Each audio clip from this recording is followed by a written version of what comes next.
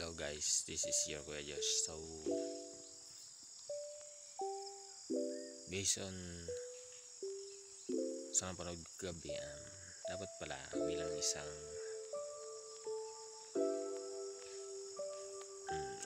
kahit sino ka pa man,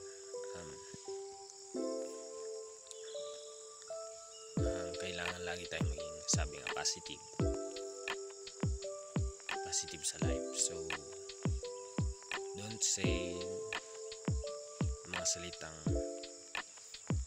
yung hindi, sabi nga, pagiging motivate sa iyong sarili. Kasi pag laging sinasabi mo you cannot do,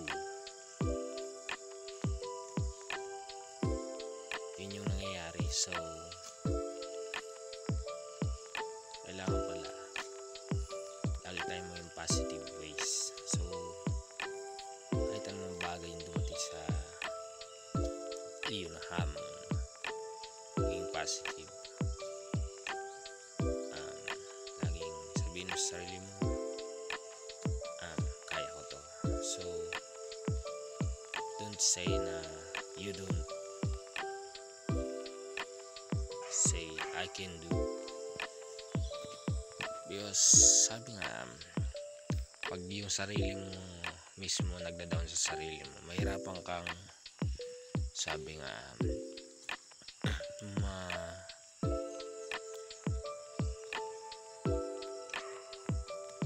mahirapan kang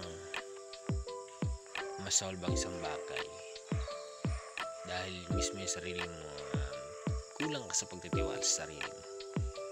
So parang love lang yan. Kailangan mahalin muna yung sarili mo bago ka magmahal ng iba.